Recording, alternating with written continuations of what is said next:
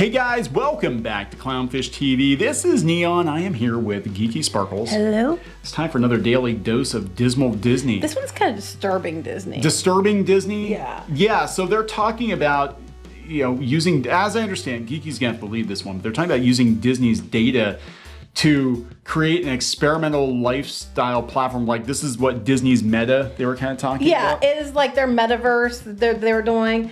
So we've heard Chapek talk about this before. He's talked about it in different investor calls about all the data they've collected on people. Like, if you go to the parks, they collect data on you. If you use Disney Plus, they collect data on you. If you're using Hulu or ESPN, they're collecting data on you. They're using all this stuff to get data so that they can upsell you. They're saying, to customize your experience. No, it's to try to talk you into spending more fucking money. So we're going to talk about that in a minute. But before we get into it any further, please subscribe for more pop culture news, views, and rants, guys. Over 275,000 subs. Check out more Disney news, objective Disney news on piratesandprincesses.net. That's Geeky's Disney theme park blog.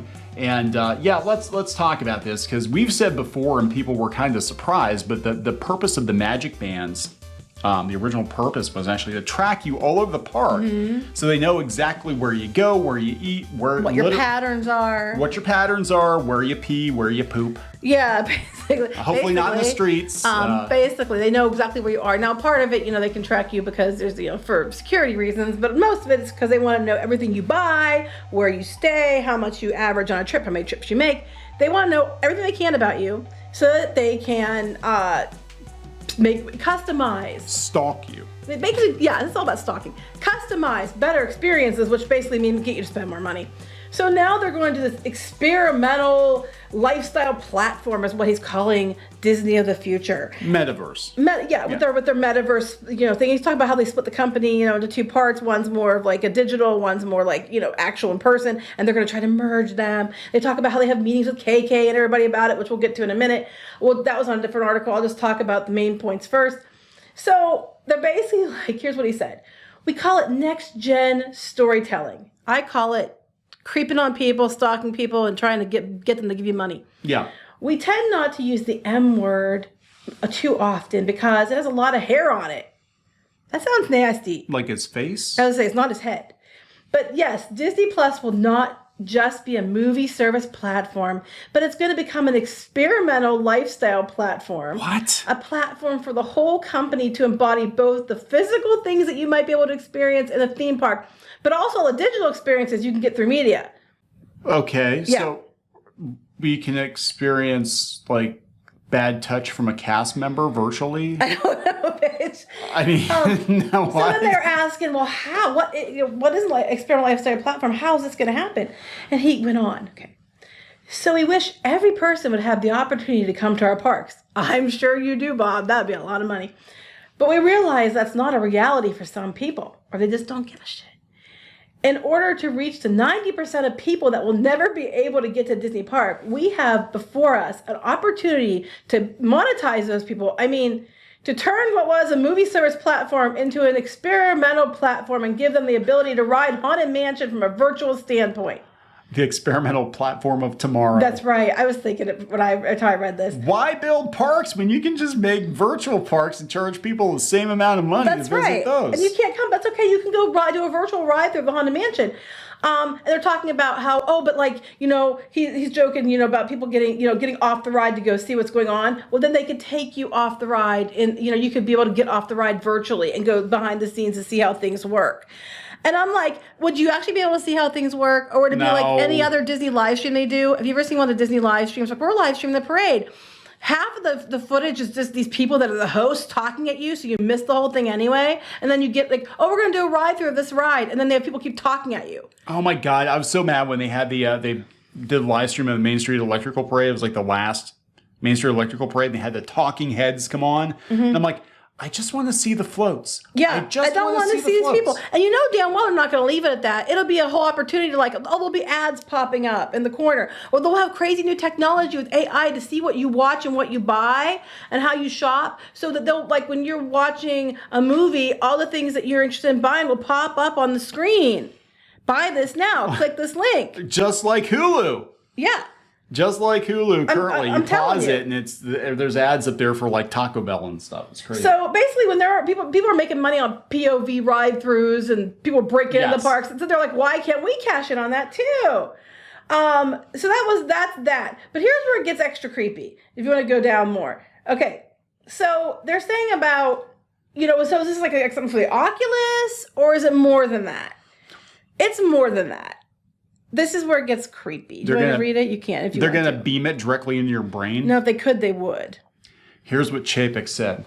We want to give people the ability to experience digitally something that's akin to a physical experience that they necessarily can't be at that place in that time. Oh, they're going to need a lightning lane for that. Lightning pass. It's even more important than that. So when a family comes to our parks, we know exactly what you did. Yeah, you already do. Let's say you stay a week. We've got 7 days, 24 hours a day. We know everything that you do in the park. If you give us permission, yeah, right, and ability through a membership app, we'll program your Disney Plus experience not according to what you watched last or what other people who watched the show watched, but what you did, what you experienced. Now, we know that Disney does track you more than they let on, especially with the Magic Bands, because the one time I lost my Magic Band, they had all kinds of photos of me all over the park. They didn't want us to see it, but the cast member pulled up on the screen. that was when your Magic Band wouldn't work. You couldn't. My Magic Band won't work. Yeah. You lost your wallet that we said that they were looking to. I was standing there and she was trying to hide the iPad, but I could see all of it, and it was just photos of us. Everywhere. Every store, every shop, the Magic Bands serve a purpose, and it is to track your ass all over the theme park. So it's very stalkery. It is. And if you give us permission, I'm like, it's in the fine print. You mean like permission, like people gave Facebook permission, or some other places permission? They got in trouble because they were like knowing everything you did and selling your data? Well, okay, so here's the thing. When you buy your tickets, it's probably as simple as that. Like you buy the ticket. Oh, okay, you're giving us permission to take your picture all over the park and track you and use your data and blah, blah, blah. Probably. Most people never look at that. They don't understand how their data is being used. And I'm like, it's kind of creepy. And it's like I said, it's like Mickey spyware. And I'm like, here's the thing. The only time I'd actually agree to this is maybe if they brought back like lost attractions. I might be willing to go online to do like the virtual lost attraction rides, like Horizons or Body Wars or Great Movie Ride or those ones. Yeah, I would be willing to do that. Like non-broken versions of those rides. Yes, or old versions of things. Yeah. People would probably make a mint with that, and I'm sure they're aware. Yeah. People are begging for it. Journey to Imagination with Dreamfinder and Figment. Oh my God. So is that what the big announcements? Oh my God. So people expected there to be a People Mover refurbishment in Tomorrowland and Disneyland because the People Mover's been down for decades. Like people are like, why the hell can't you? And it's so sad. You go into Tomorrowland and Disneyland, there's the track. You can see the track. It's still there. It's still there. And they ruined it with the rocket rod. They did. And but they never fixed it. So people were waiting for an announcement for that, and they're waiting for an announcement for Journey to Imagination. Is that what they're going to do? Be like, well, we're not going to spend the money to actually fix the rides. We're just going to make virtual versions of them, so everybody can experience the magic. Like I said, they're like you said, and we've said before, if there's a way they could just take your money and give you the bare minimum, they're going to do it. So they're basically talking about using algorithms and AI to watch what you watch, to track what you do. Admit that they track you everywhere. Yep. And then they can customize experiences or watch lists for you based on, and that's just one thing. Damn well they'll be like, oh, well, you might want to buy this product, or you might want to, upcharge this. If you go to the original article, this came from Deadline. Apparently, he talked to Deadline during D23. And in this article, another thing that we found interesting was Hulu.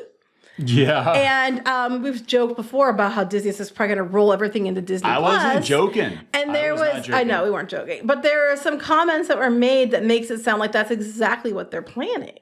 Yeah, so he made some comments that, they might consider buying out, because their agreement with Comcast is, 2024? And that they might buy out Comcast's share of Hulu and then just merge Disney Plus and possibly ESPN and Disney Plus all into one app, which is going to kill their numbers, because right now they're bragging about having more total subscribers than Netflix, but that's because you have one household subscribed to all three services. The only reason that they wouldn't merge it, I think, is for that reason. That's the only reason I think that if they decide not to merge them, it would be because of that. Now, what's interesting is when he made these comments, because everybody's like, oh, Comcast just wants out. They just want out. No, actually, the CEO of Comcast said, he went on record saying, well, if Disney would give us the option of buying out Hulu, we'd probably just buy it from them.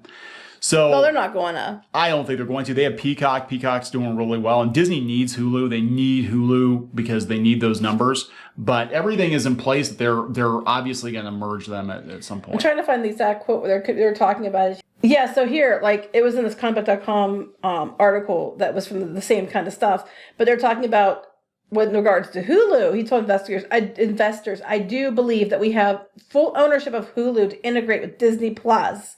And we would love to get to the end point earlier. If we can get there, I'd be more than happy to try and facilitate that. You know, we said multiple times, it looked like they were trying. I think they have a plan A and a plan B. I think plan A is to integrate Disney Plus with Hulu. I think plan B is we allow adult content on Disney Plus, and you can see that they could go either way with it. So what will happen is it'll wind up being like Disney Plus, they'll absorb Hulu, and it'll be Disney Plus with live TV or something. But they'll make sure that all the Disney-owned channels are at the top of the list. Right, but it sounds like that's exactly what they're thinking, though, with the Hulu. They have to wait till they get full control of it, either buy out Comcast sooner or wait till 2024. But when they get full control of it, it sounds like they're planning on rolling it into Disney Plus, which is what we've said that they're probably going to do. Now, if they get rid of Comcast, the problem is like half the channels on, because we have Hulu with live TV, and it's crazy expensive compared to what it used to be, which is so weird because we have way fewer channels than we used to have, but they're all like Comcast-owned channels. So Comcast and Discovery. Discovery's another bunch of channels on. Yeah, and they'll probably, both Comcast and Discovery will just take their ball and go home. So you'll be left with, you know, the local networks and then the Disney-owned channels. So they're not going to be able to get their $75 a month for that, I don't think. And currently, I guess YouTube with TV is kicking their butt. Well, Discovery might stay there because they're already out in a position where they're like, okay, you know what? If you're willing to pay for the right to use the channels, we're more than willing to take your money. That's so I true. think they keep the Discovery channels. I don't know if Comcast might do the same thing. We'll take your money, Disney. We'll take your money and pump it into things that compete with you. Yeah, it's true. I mean, they could. I mean, David Zaslav over at Warner Brothers, he's basically like, yeah, we will auction off everything that's not a core asset to the highest bidder, and if people want our... I'm sure we'll take their money to run the Discovery channels on their live streaming. Well, I mean, live TV. Look, Disney's direct competitors advertise on Disney Channel and on Disney-owned channels all the time, so... They'll take your money. They'll take your money. Money spends, right? So, I don't know, guys. We'll see what happens, but just as an aside, I thought this was really interesting. It was kind of under the radar. Bob Iger is joining Josh Kushner's venture capital firm. Kushner is the brother of Jared Kushner, who's the son-in-law of Trump. Sorry. I just thought that was really, really interesting, and a lot of people aren't mentioning that at all, but there are a couple articles out there. Oh, he's just an alt-right Yahtzee confirmed. He's working with the Trump adjacent. He's Trump. Oh my God. Oh my God, Bob Iger is Trump adjacent now. I just think it's hilarious. So there we go. Anyway, we're gonna wrap this up. Yep. Please subscribe for more pop culture news, views, and rants, guys. We'll talk later. Bye.